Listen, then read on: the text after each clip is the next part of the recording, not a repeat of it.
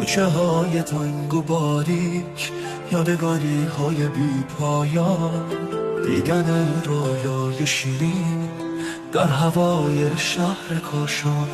بوی گلاب و عطر گلها در دل مردمان خوب، میدهم دل را به جاده تا بروم به سوی شهر.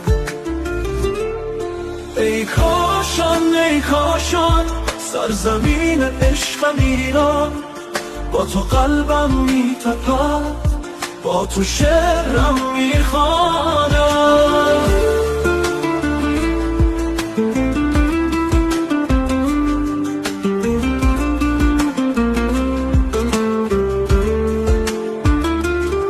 کافه های دنج و خاموش در کنار حوض نیلوفر، آسمان آبی و روشن میزند بر دل شرر.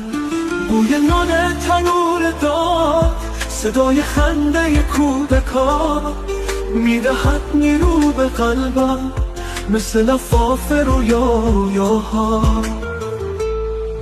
ای کاشان ای کاشان، سرزمین عشقم ایران، با تو قلبم میتپد، با تو شعرم میخوانم.